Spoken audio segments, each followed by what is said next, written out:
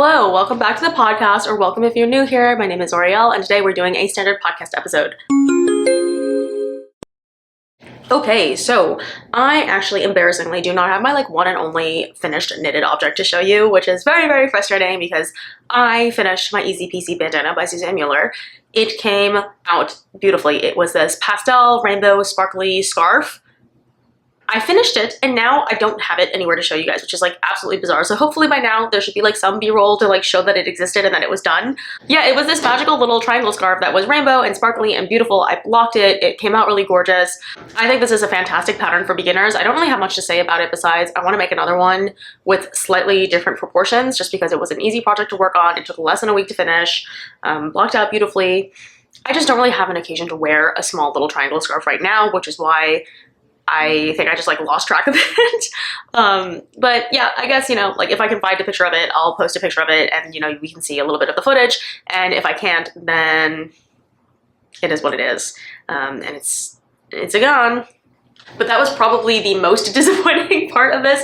I do, however, have a new Handspun baby fresh off the presses that I am ready to put up for adoption again. So this, and I'll scoot closer. This is my baby, and I'm turning down the exposure so that way you can see all of the subtlety in motion. It is a lemony yellow yarn with lots of beautiful rainbow variegation. You've got pinks, greens, purples, lilacs, peaches, all kinds of beautiful subtlety of color here. It gives me a little bit Noro kakigori vibes in the best way, but from far and with the lighting more in regular neutral lighting, I guess. And also it's one of those things where you have to go up close to really see how exciting it is. Once you get into it, the nuance in here is truly like a sorbet. And it's absolutely gorgeous. I think the ply on this was good. I think the spin on this was good. I tried to do a backwards long draw and make sure that everything was nice and plump. 7 grams of yarn here total, and just really good, nice, comfortable, kind of worsted weight yarn. Very, very pretty. I'm very pleased with her. I just think this is definitely one of my most nuanced, sophisticated, mature blends yet. And I'm really happy with the fact that I paired it with this color combination because I think that the rainbow color that peeps out, this little rainbow part here and the little bursts of color, they're very, very, very subtle. And because they're on this kind of creamy, yellowy base, it is just more obvious than if the whole thing were rainbow. I think when the whole thing is rainbow, it competes a little bit for attention. But now that we have this really nice stripy effect, it came out really lovely. So I'm very, very pleased with this one. This one definitely is a contender for my favorite yarn that I've ever spun so far. I say that not every single time, but I'm happy to say that more often these days than not, I'm pleased with my spins, which is telling me that I've been making progress and that I feel a little bit better about my confidence. Definitely a little bit more well-balanced out the gate. It's not curling back on itself, and I obviously washed and prepped and stretched this yarn as usual. But yeah, definitely a far cry from the yarn that I made the first time a year ago. And when I'm talking about a year, I mean I spun half a dozen times the entire course of the year, whereas now I'm spending on average every single week, and I'm definitely working on stuff. So this is my one and only finished object for, I guess, this podcast episode. I have some works in progress to get in though. Okay, one thing that I worked on last week was my Clara blouse, and we have officially reached the point where I have bound off the body, and now the only thing I have to do is pick up for raglan sleeves and knit the collar. So the Clara blouse, if you don't know, is kind of a beautiful kind of blouse with a removable collar that you can knit either in the same color or a contrasting color. I'm going to opt for a contrast color. I'm not sure exactly what color yet, but it's probably going to be white. But I could also see myself doing a myriad of other scrap colors to kind of work through my stash. And I am knitting it in I Love This Cotton by Hobby Lobby. This is a just plain raglan that goes all the way down, and then on the bottom has a double folded hemline, which I finished. So at the last time that we were talking, I joined in the round, and I think, or I didn't join in the round, I may not have made a lot of progress. I think it was up here. I was right at the part where I might have had to split for sleeves. And now we can stand up and this whole thing goes all the way down to a full size shirt. Now granted, this might pull up a tiny bit when I pick up for collar, but we are dealing with a full torso here, which is nice. My only thing is that I'm knitting this in cotton, and I don't know if you can see that the body maybe looks like it's flaring out a tiny bit. It's not terrible. I love the effect of this folded collar because I think it looks extremely neat and tidy. And that purl row on the bottom allows this hemline to sit nice and flat. And the seam was a very, very, very long beast to go all the way around and like sew those ends in. But I thought it was quite meditative and I liked the process or whatever. And you go down a couple needle sizes to make sure that it doesn't flare. However, methinks it flares. We can see it's flat, flat, flat, and then it juts out a tiny bit at the very end. And to me, I'm thinking, I don't know if it's because I made it in cotton that it's looking a little flabby, but it's not really my favorite. Certainly by the time I wear it, I don't know how much of a problem it will be. If it's really, really bad, unforgivable, I might actually go back, pick up all those stitches again, unravel, like pick up right before the hemline, go down another size or two, and then try the hemline again. Because if I don't wear this because of the hemline, that'll be a shame. But at the same time, I think I probably would wear it. It just wouldn't be the be-all end-all for the Clara blouse. I may be inclined to make another one in a cotton wool blend or something that has a little bit more memory. But as I suspected, I don't think this is my perfect raglan shape. Actually, let me try it on over this t-shirt and then we can see, because I don't think that this will be my preferred raglan shape, but I don't think that it's 100% guaranteed that I won't like it. I just think the ratios are not necessarily what I think I like. But then again, I blocked it recently and I haven't tried it on since blocking.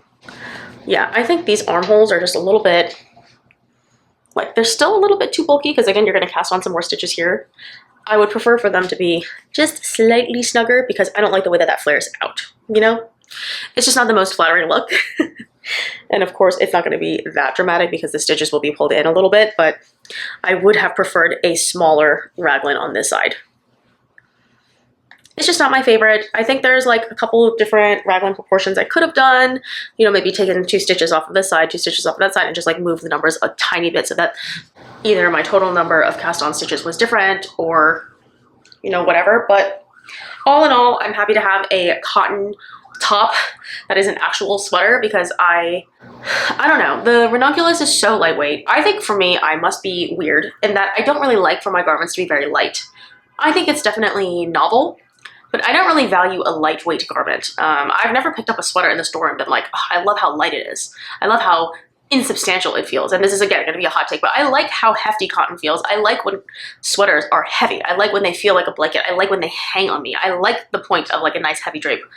I know that good quality cashmeres and stuff can trap more air and don't have to feel heavy, but so often in my economic class and based on the kind of fast fashion and clothing that I was born with and stuff, typically a lack of heft is related to a lack of quality and not vice versa. Like usually a hefty thing is kind of difficult to produce. And so for me, and I have like a sensory thing where like a heavy garment feels compressive on me and it feels nice and it feels weighty, and even just having this cotton sweater on me now compared to this very, very light, floofy alpaca one, this one feels a lot nicer on me and it feels a little bit more soothing and compressing and relaxing. So I actually really enjoy a 100% cotton blouse. I don't know how it'll wear in the hottest of summers, but I used to be someone who would wear like full-on heavyweight sweatshirts in the summertime because I was insecure about my body and like, yeah, I just had like my own personal reasons for not wanting to dress appropriately in the summertime, all of which relate to being self-conscious. And so I'm no stranger to like being uncomfortable in the summertime, like to be honest. So I will be fine. I've never like really struggled with like wanting to wear tank tops all summer long. More often than not, the discomfort of being in a tank top outweighs the discomfort of being in something a little bit heavier than you should be wearing. So I am excited for this to be done. I just didn't want to keep going yet because I have a test knit to finish. This is actually a failed Sevilla from Petiteknit. I had mentioned that I made the size small, and even though it fits my body measurements totally fine, I don't like how narrow these armholes are. Like, look at this. It's like literally the entire size of my arm. It's not like the tightest thing in the world, but it's definitely like not comfortable. And in the fall, it's totally fine because I will wear a really tight fitting turtleneck or like a very, very tight fitting, almost like mesh layer underneath, and it works fine. But for like a t-shirt where like the sleeves are kind of like baggy and loose, this whole thing is just like the armholes need to be at least an inch or two lower, and I don't know how to fix that. And so I'm gonna try it again in a different fabric this summer in a different size. But yeah, if you want to knit a Sevilla and like not make sleeves and stuff, it will look like this. And the armhole is extremely tiny. Like that's just a really small little hole over there. But yeah, you know, sometimes you make something and it doesn't come out right and you leave with a fluffy boucle style vest and it's still very wearable as a garment. So not all failures are abject failures. When it comes to my test knit, I finally picked up my Cecilia check pullover. This is a top that I hadn't worked on in a really long time because I was having issues with the pickup rate around the sleeve. And again, this wasn't anything that was wrong with the pattern. It was just that I either made it, well, I think I made a mistake, and I won't be able to tell if it was me or if it was the pattern until I try to make this pattern again. And I honestly might, because it's not too difficult of a pattern depending on how this blocks out. It has a very, very basic silhouette of a crew neck pullover cropped sweater. Like, there's nothing too objectionable or memorable about it, so I could easily see myself making a second one. But as of the last time we met, I finished up the back hem with an Italian sewn bind off. Like, I did a little bit more ribbing and I finished that up. And most crucially, I picked up my sleeve stitches. Now, I don't know if I had the wrong number of shoulder increases or what, but I was not able to figure out how to do it at the pickup rate that was advertised in the pattern. So it said something like, pick up at this rate for these sections and then pick up at that rate for those sections, right? So like there's section A and B, and they should be picked up at 2 different rates for a total number of Y stitches. Which makes sense, but every time I did it, I was getting a different number and it just wasn't working. I found out that if I just pick up like 4 for every 5 stitches or something, like let's say I just kept a consistent pickup rate throughout the entire armhole, I was able to get the exact number that I needed, evenly distributed the exact way that I was supposed to. It just happened in a way that I wasn't really sure why it came out the way that it did. And I'm also a little worried because my panels didn't come out entirely symmetrically. So there should be a top panel of lace and a bottom panel of broken rib, which I will come up closer to show you. So the top panel is lace and the bottom panel is broken rib, which is lovely. I think that's actually a very nice detail. It's actually incredibly fun to knit because the repeat is very small and very potato chippy. And it creates this check pattern, which is this Cecilia check design, right? Because you've got these pearl rows and the lace creating a checkerboard. And I think the effect is absolutely lovely. There is this gorgeous pearl pickup line detail that goes all the way around. And of course, you've got this broken rib detail that goes all the way down the body down to the split hem. So overall, the details on the sweater are absolutely gorgeous, and I compared my sweater to other sweaters in the test knit and they looked really similar, and so I didn't really notice that my armhole was shaped incorrectly. And also during the beginning of the test knit and I finished the shape, I had basically called out to the test group and I was like, hey, this is what my armhole looks like, is that normal? Because it's a little bit shallow for my liking. And, you know, we looked at my work, we double checked the shaping, we looked at other people's work, and it seemed like maybe I had done it correctly. In which case, I'm not sure why the pickup rate would not be correct on this side. Like, I should have the same number of increases and therefore the same number of holes in my arm as anyone else. So I don't really know what I did wrong, if I did anything wrong. I mean, I must have because I couldn't follow her instructions. But at least for now, I have a sleeve that looks the shape that it's supposed to be. I've pretty much reached a point where I should stop now, but I'm not positive. So the way that it was designed is it says something like knit until you reach this many inches or blank inches away from where you would want your sleeve to be because you have ribbing and whatever. I don't know if the lace is going to stretch, and if it is going to stretch, if I want to block it now or block it later. I believe this is going to be long enough if I add 2.5 inches of ribbing and, you know, trim and decreases and all that stuff. I think it should be enough to be a full-size sleeve at this point, you know, because it's lace and it's going to stretch a little bit. And on top of that, you know, yeah, I think that should be fine. And I also don't want the sleeve to be that much longer than the body. So like, it's a very, very cropped body. And I don't want the sleeve to be hanging like that much longer, where the sleeve is a really, really full-size sleeve and the body is so cropped. So I think, happy to start decreasing here and then, you know, basically commit to whatever size sleeve that I end up with. But I'm very excited to have this done. I think this is a nice color on me. Like, this is, you know, making my skin look pretty, like I'm looking in the viewfinder, it's making my skin pretty milky and like my teeth look white and everything looks pretty. So if I like this, I would do it in another color, maybe dark gray. I think this would be pretty in like a dark charcoal gray. I could really easily see myself making that. I'm using Patons Classic Wool in Soft Pansy, which is my favorite. I think I've knit a sweater in every color in this particular wool because I can get it for really, really cheap. And it's a 100% wool sweater. Not particularly soft, not particularly hard. I feel like this must just be natural British or Peruvian wool, probably Peruvian given the price point. Very bog standard worsted weight wool, works really well. It's knit on 5mm needles. I'm enjoying the process. I have no qualms about it. I just knew that I was having a little bit of issue with the arms, and now that I'm like mostly through, I'm happy to finish that up. My goal is actually to finish up the sleeve today after I finish filming. and you know, then work on the other sleeve. I think it took me all of one weekend to do this, and I was putting it off for weeks and weeks, and I'm sorry, Famke, but I was irresponsible, and I was really, really scared, and I couldn't figure out the math. And now that I know the math, it'll probably be not as painful on the other side. So hopefully by next podcast, I will have this done.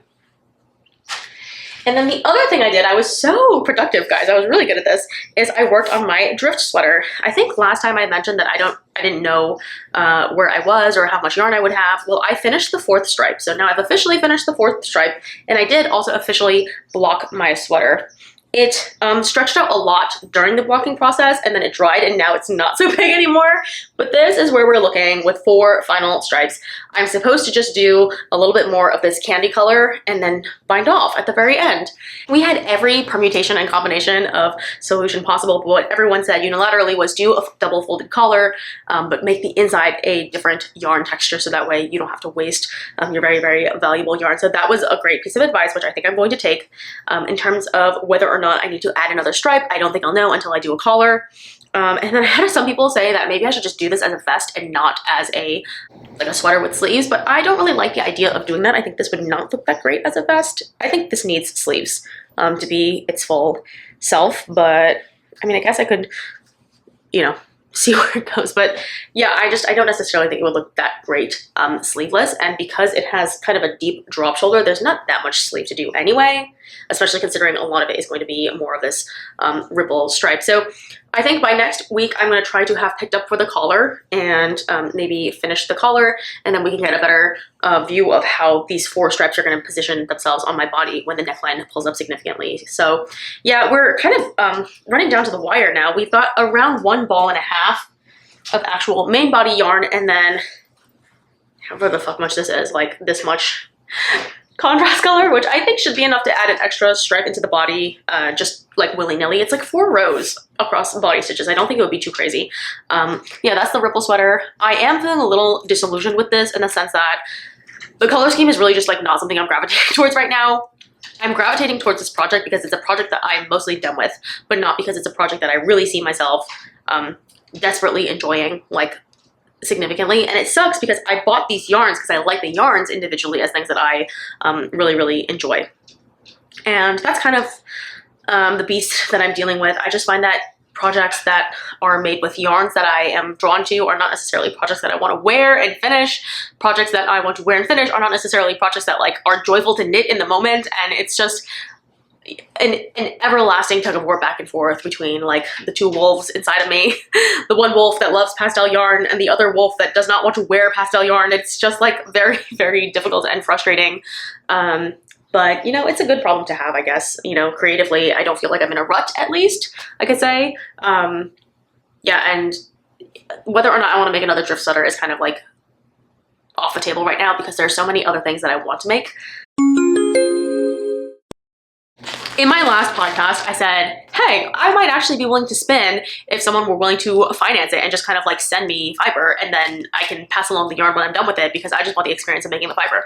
Well, guess what? I had a lovely, lovely subscriber contact me on Instagram and was like, hey, are you serious about this? Because I think this would be an amazing creative opportunity. And if you're willing to do it, I would be like super excited to design like a project that would be fun for both of us.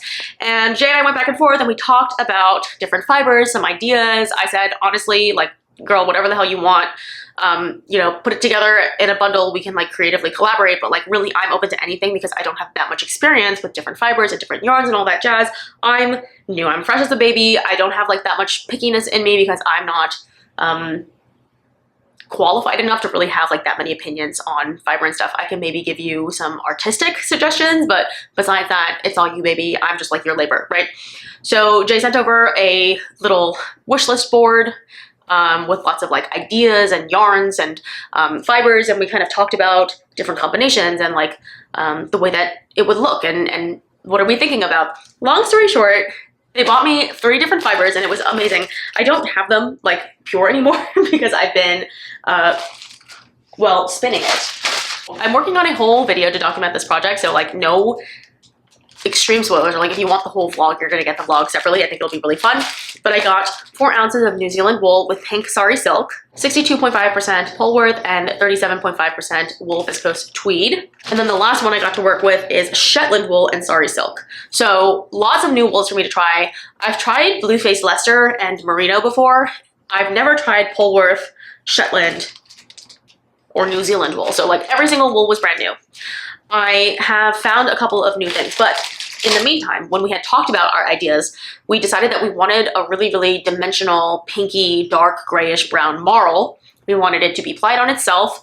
Instead of doing like a barber pole or anything like that, we wanted it to really just be its own kind of diffuse, dimensional, tweedy color, a la Noro, something a little bit neutral but with a twist. Just very, very tasteful. I decided it would be as great of a time as any to purchase a blending board. So yeah, I did it. I bought a blending board. I made my first ever Rollags. So these are my Rollags. I actually already spun up half of it, but I'll show you my little baskets here. These are my Rollags. This is basically a way for me to prepare woolen preparation fiber for spinning, which most of the braids that I've been working, every single braid I've been working with up until this point has been combed in one direction. Think of it as like really nice hair extensions, where when you have like cuticle aligned hairs for hair extensions, all of the tops and bottoms are aligned so that they lay on the head nicely and they have natural movement and the cuticles are all facing one direction and that everything can be manipulated as if it were to grow out of your head. Woolen spun preparation is like when you take the wool and you kind of like rough it up. What that does for our spinning process is it traps a lot of air inside, which is actually good because then you get this really nice kind of fluffy experience. And this experience not only makes for a really interesting spinning and color management technique, but it allows you to create like a fiber with different construction, basically. And the texture is going to be entirely different. I have found it to be absolutely a blast to produce and process the wool, first of all, because each Rollag was its own art experiment, like actually having to layer and brush and pull and draft the individual little spirals here. And one of these is called a Rollag, was its own art form. And, you know, hopefully I can give you a sneak peek of this. But is that not like the most dimensional, moody thing you've ever seen? Beautiful. Like, absolutely stunning. I think these colors came out really good. I'm glad that we picked what we picked. I'm glad they blended the way they did. Just so cute. I love the rainbow bits you're seeing. The confetti are the little sari bits and the tweed. And the wool is so nicely blended that it doesn't really look like any one thing. I mean, it does distinctly look like a blend, but it's not so drastic that I feel like it's jarring. So I did in fact spin singles like a maniac actually, because it was so fun to do. But look at my singles. They came out so good. I just think this looks just like Noro yarn. Noro who? Nora who? I just think this came out so exceptionally well, especially the little like tweedy sari bits. And I have really interesting thoughts on the different types of fiber because, you know, I thought like wool is wool. It really wouldn't be that challenging, but you get a real hand spun textural experience when it comes to blending so many different types of wool together and especially maintaining all those distinct sections. Like ideally you can see like that split is happening because the texture of that particular light New Zealand wool is very different compared to, I don't know, the navy one. So I'm starting to really realize the different experiences and narratives of these wools. I'm also experiencing the differences between all the different additives. So the difference between tweed and sari silk and, you know, all the other little bits. It's just very, very fascinating. It's a very woolly wool.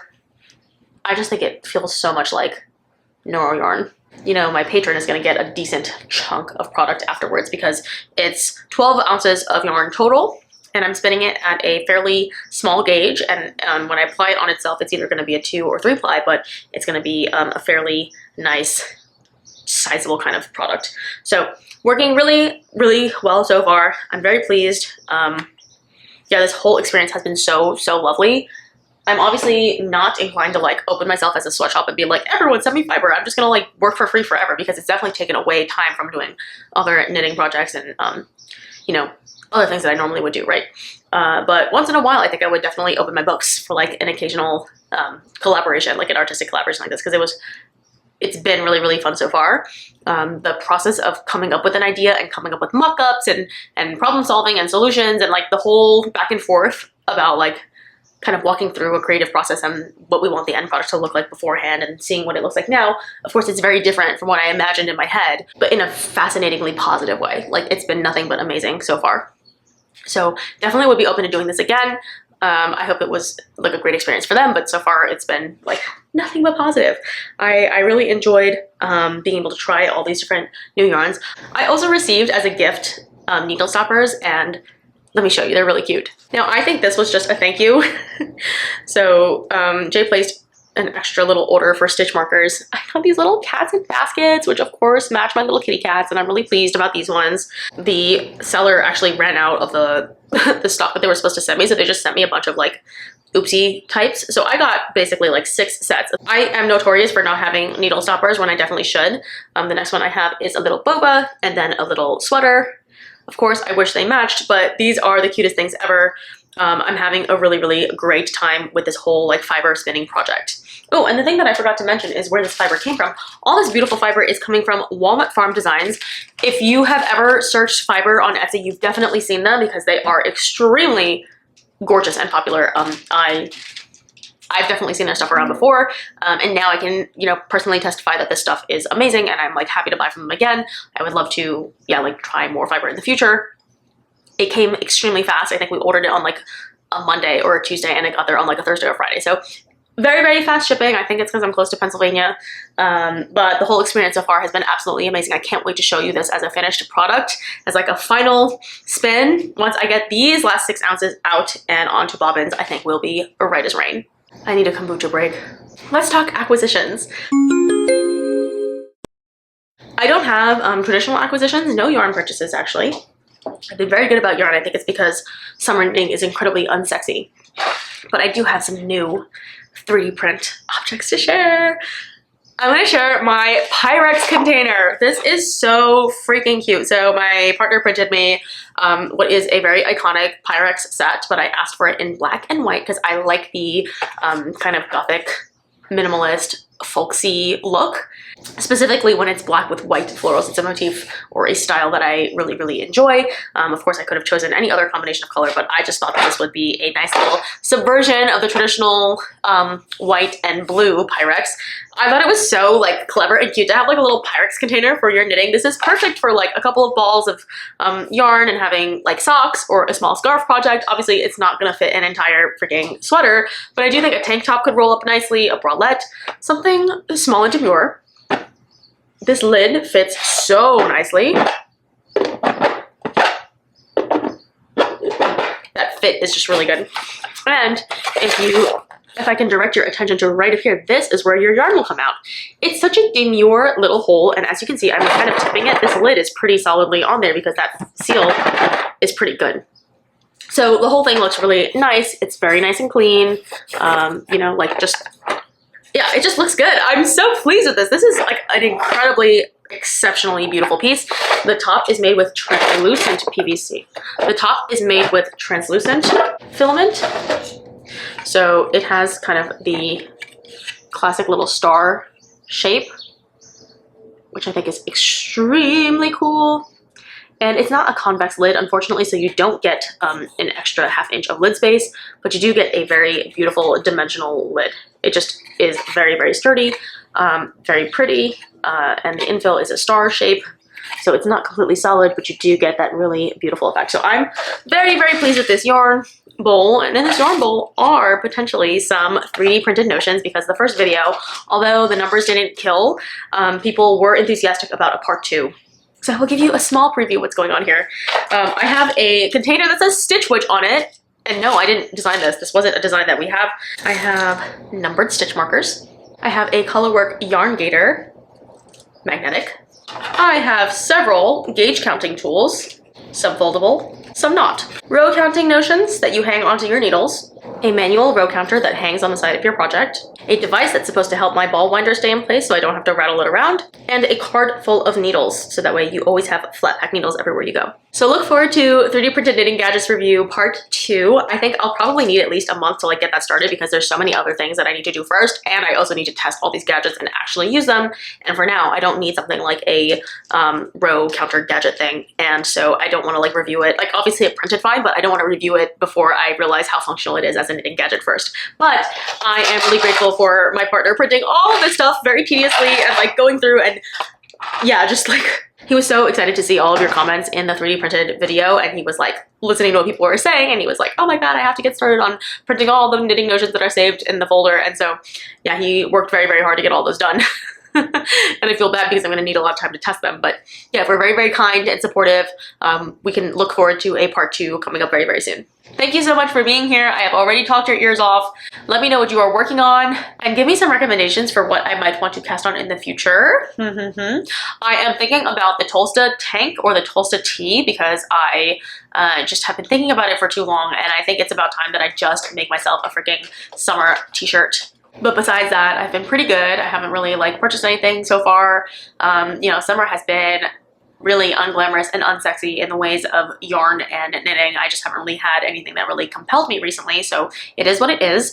I think finally that is everything. Thank you so much for watching. I love you guys so much, and I will see you on the next one. Bye!